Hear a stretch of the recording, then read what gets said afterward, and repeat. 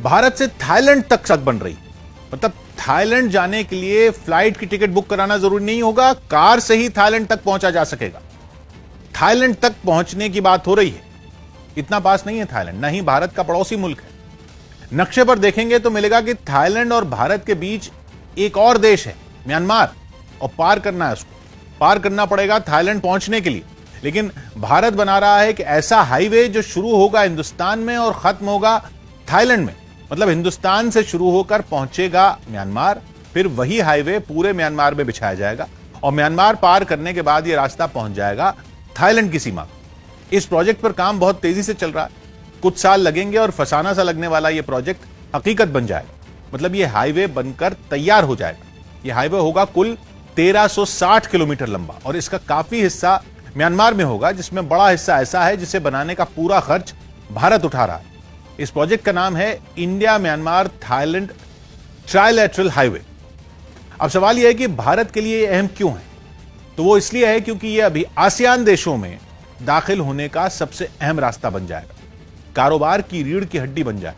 भारत ने पहले ही कह दिया है कि आसियान के देशों के साथ फ्री ट्रेड रहेगा, मतलब दक्षिण पूर्वी एशिया के देश अगर भारत में माल बेचना चाहेंगे तो उन्हें पूरा बाजार मिलेगा और अगर भारत उन देशों में कारोबार करेगा तो उस पर भी किसी तरह की कोई पाबंदी नहीं होगी। अभी आसियान देशों का मतलब क्या है, जरा इसे समझते हैं। असल में थाईलैंड आसियान देशों में एक है।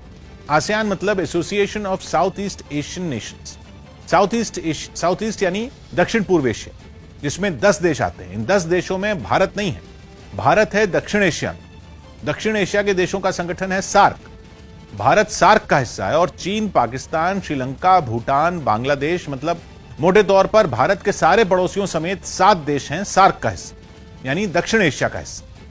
लेकिन भारत पिछले कई साल से काम कर रहा है दक्षिण पूर्व एशिया के देशों तक पहुंच बढ़ाने के प्रोजेक्ट पर।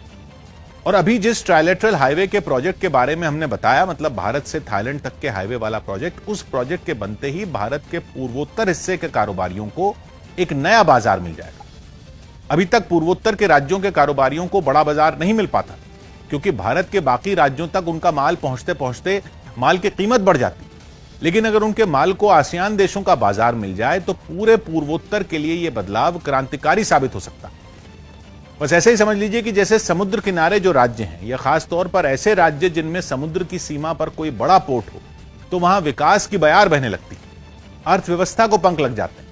यह हाईवे भारत के पूर्वोत्तर राज्यों के लिए भी ऐसा ही कायाकल्प करने वाला है, मतलब गेम चेंजर साबित हो सकता है।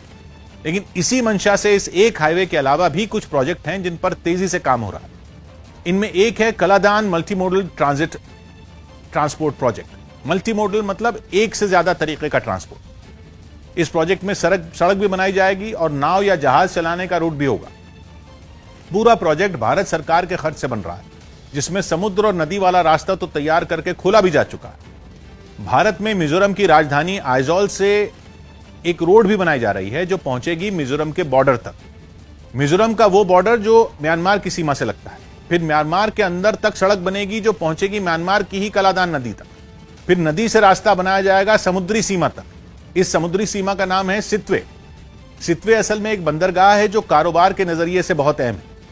यहां से पश्चिम बंगाल के हल्दिया को जोड़ा जाए समुद्र के रास्ते। समुद्र के बीच बड़े बड़े जहाज चलाने के लिए रास्ता तैयार किया जा चुका है। मतलब यह कि बंगाल से समुद्र के रास्ते पहुंचा जाएगा म्यांमार की सित्वे बंदरगाह तक। यह दूरी होगी 539 किलोमीटर। वहां से करीब 150 किलोमीटर की दूरी कलादान नदी के बीच से पलेतवा नाम के शहर तक की होगी। कलादान नदी के नाम पर ही इस प्रोजेक्ट का नाम रखा गया है। समझिएगा कि पहले समुद्र पार किया, मतलब बंगाल की खाड़ी से गुजरे, फिर कलादान नदी के बीच से होकर गुजरे, उसके बाद सड़क के रास्ते पूरा म्यांमार पार करने के बाद पहुंचा जाएगा मिजोरम की राजधानी आइजॉल तक। यह पूरा प्रोजेक्ट अगले 2 साल में तैयार होने का अनुमान।